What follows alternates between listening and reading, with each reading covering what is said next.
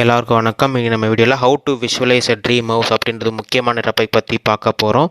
So வாங்க வீடியோக்குள்ளே போகலாம்.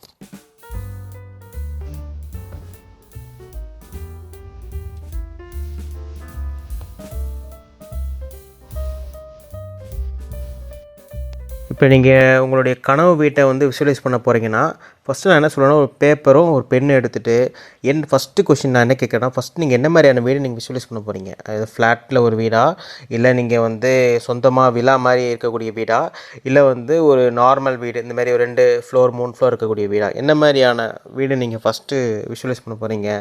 2வது அந்த வீட்டில் எத்தனை ரூம் இருக்கணும் அதை ஃபஸ்ட்டு நோட் பண்ணுங்கள். 3வது பார்த்திங்கன்னா என்ன மாதிரியான மெட்டீரியல்ஸ்லாம் உள்ளே இருக்கணும், வீட்டுக்குள்ளே போனால் என்ன மெட்டீரியல்ஸ்லாம் இருக்கணும் அப்படின்றது நோட் பண்ணுங்கள். ஸோ இதெல்லாம் முடிச்சதுக்கப்புறம் நெக்ஸ்ட் நான் சொல்லக்கூடிய விஷயங்கள் நீங்கள் ஃபாலோ பண்ணுங்கள், உங்களுக்கு ஈஸியாக விஷுவலைஸ் ஆகும். ஸோ வாங்க விஷுவலைசேஷனுக்குள்ளே போகலாம். இப்போ நீங்கள் ட்ரீம் ஹவுஸ் விஷுவலைஸ் பண்ண போகிறீங்க, எல்லாமே ஃபைனலைஸ் பண்ணிட்டீங்கன்னா, ஃபஸ்ட்டு இப்போ நீங்கள் இப்போ ஒரு வில்லா வில்லா எடுத்துக்கோங்க. இப்போ வில்லா தான் உங்களோட ட்ரீம் ஹவுஸ் வச்சுக்கோங்களேன். ஃபஸ்ட்டு இப்போ நீங்கள் என்ன விஷுவலைஸ் பண்ணணும் பார்த்தீங்கன்னா, இன்றைக்கி இது உங்களுடைய ட்ரீம் ஹவுஸ் வில்லா கிடச்சிருச்சு. நீங்கள் அந்த வில்லாக்குள்ளே தான் இருக்கீங்க, சரிங்களா? இன்றைக்கி என்னென்னா உங்களுக்கு அந்த ஹவுஸ் செரிமனி நடக்கும். ஐ மீன் எப்படின்னா, இப்போ புதுசாக வீடு கட்டுறாங்க, வீடு முடிஞ்சோடனே பார்த்தீங்கன்னா உங்களுக்கு அந்த பால் காய்ச்சி ப்ரோக்ராம் நடக்கும். ஐயர் ஓமெல்லாம் பண்ணுவாங்க. அது ஒவ்வொருத்தருக்கும் ரிச்சுவல்ஸ் மாறும். ஸோ ஒவ்வொரு ரிலிஜன்ஸ்க்கு ஏற்ற மாதிரி உங்களுக்கு என்ன மாதிரி ரிலிஜன்ஸில் என்ன பிலீஃப் இருக்கோ அதை மாதிரி நீங்கள் ஃபஸ்ட்டு ஆரம்பிங்க. எப்படின்னா இப்போ நீங்கள் கண்ணை மூடிட்டு ஜஸ்ட் விஷுவலைஸ் பண்ணி பாருங்கள். இப்போ நீங்கள் அந்த பூஜையில் நீங்கள் உட்காந்துருக்க என்ன மாதிரி சத்தம்லாம் கேட்கும் உங்களுக்கு, எப்படி அந்த ஓமம் பண்ணுற ஸ்மெல்லு வரும், அந்த புது வீடு ஸ்மெல்லாம் வரும் தெரியுமா? அந்த கதவுலாம் திறந்து விட்ருவாங்க, அந்த ஏரில் நல்லா காற்று வரும், அந்த புகை ஸ்மெல் அப்படியே வீட்டோட ஸ்மெல்லும் சேர்த்து வரும். நீங்கள் நல்லா ஸ்மெல் பண்ணி பார்த்தீங்கன்னா உங்களுக்கே தெரியும். நீங்கள் வேறு எங்கேயாவது வீட்டில் போய் நீங்கள் அந்த மாதிரி ஃபங்க்ஷன் போது பார்த்தீங்கன்னா உங்களுக்கே அந்த ஸ்மெல் டிஃப்ரென்ஸ் தெரியும். அதை மாதிரி நீங்கள் பண்ணுங்கள். சப்போஸ் இப்போ ரிலிஜியன் பிலீஃப் இல்லாதவங்க என்ன பண்ணலான்னா, இப்போ நீங்கள் இப்போது உங்கள் ஃப்ரெண்ட்ஸ் எல்லாம் கூட்டிகிட்டு வரீங்க உங்களுடைய விழாவை சுற்றி காட்டுறதுக்கு. ஃப்ரெண்ட்ஸ்லாம் பார்த்தா என்ன மாதிரி கமெண்ட் சொல்லுவாங்க, இது நல்லா இருக்கும்பாங்க, இது எப்படி வாங்கினேன், எங்கே வாங்கினேன், இந்த ஆர்ட் சூப்பராக இருக்கே, இந்த ஃபர்னிச்சர் சூப்பராக இருக்கே. ஸோ அதை மாதிரி நீங்கள் அந்த ஃபர்னிச்சரை தொடும்போது உங்களுக்கு ஒரு ஃபீல் கிடைக்கல, தொட்டு ஆமாம் இதை பாருங்கள், இது நான் இங்கேருந்து வாங்கினேன், இது இவ்வளோ காஸ்ட்டு.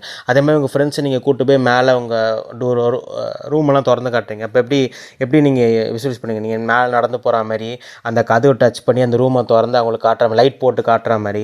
ஸோ இந்த மாதிரியான விஷயங்கள் வீட்டுக்குள்ளே என்னென்ன விஷயங்கள்லாம் உங்களால் உணர முடியுமோ அது எல்லாமே நீங்கள் விஷுவலைஸ் பண்ணணும்.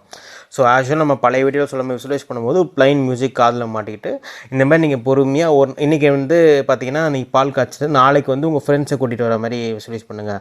அதுக்கு அடுத்த நாள் யாரோ ஒரு ரிலேஷன் ரொம்ப தூரத்து சொந்தவங்க உங்கள் வீட்டுக்கு வராங்க, தங்க வராங்கன்னா அவங்க உங்கள் வீடை எப்படி பார்ப்பாங்க, நீங்கள் அவங்களுக்கு உங்கள் வீட்டை நீங்கள் எப்படி சுற்றி காட்டுவீங்க. இந்த மாதிரி ஒவ்வொரு நாளைக்கு நீங்களாக ஒரு புது கதையாக கொண்டு போகலாம். இப்போ எப்படி அடுத்த நாள் எப்படி பார்த்தா இப்போ வீட்டில் நீங்கள் எல்லோரும் உட்காந்து சாப்பிட்ற மாதிரி ஃபேமிலியாக உட்காந்து நீங்கள் சாப்பிடும்போது எப்படி நீங்கள் ஃபீல் பண்ணுவீங்க? புது வீட்டில் நம்ம இவ்வளோ நாள் நம்ம நினச்சிட்டு இருந்த சொந்த வீடு நம்மளுக்கு கிடச்சி நம்ம அந்த வீட்டுக்குள்ளே உட்காந்து சாப்பிட்ற சாப்பாடோட ஃபீல் எப்படி இருக்கும்?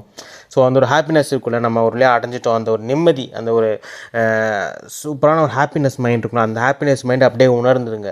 ஸோ அது ஒன்று. அதே மாதிரி நிறைய விஷயங்கள் இருக்குது. இப்போ நீங்கள் ஃபேமிலியோடு உட்காந்து வீட்டுக்குள்ளே விளையாடுற மாதிரி, கேம்ஸ் விளையாடுற மாதிரி, கார்ட்ஸ் விளையாடுற மாதிரி, கேரம் போர்டு விளையாடுற மாதிரி. ஸோ அது மாதிரி ஒரு வீட்டுக்குள்ளே நம்மளால் என்ன மாதிரியான அமைதியான சுச்சுவேஷன்லாம் இருக்குமோ அது எல்லாமே நம்ம மேனிஃபெஸ்ட் பண்ண என்ன ஆகும்னா நம்மளோட இந்த ட்ரீம் ஹவுஸ் நம்ம அடைஞ்சிடலாம். ஸோ இதில் நம்ம முக்கியமாக நம்ம விஷுவலைசேஷனில் காட்டக்கூடிய விஷயங்களை பார்த்தா நம்மளோட உணர்வுகள் தான். நான் எப்படி அந்த வீட்டுக்குள்ளே இருந்தால் நான் அந்த உணர்வேன், நான் அந்த தரையில் உட்கார்றதோ இல்லைனா அந்த சோபாவில் உட்கார்றதோ, என்னோடய சொந்த வீட்டில் நான் உட்காந்தா எனக்கு அந்த மாதிரி எப்படி அந்த ஃபீல் இருக்கும். இப்போது எப்படி சொல்கிறது அப்படின்னா, வாடகை வீட்டில் இருக்கிறதுக்கும் சொந்த வீட்டுக்கும் நிறைய டிஃப்ரென்ஸ் இருக்கும். அது அவங்கவுங்க அந்த வீட்டில் இருந்தால் தான் அவங்களுக்கு தெரியும்.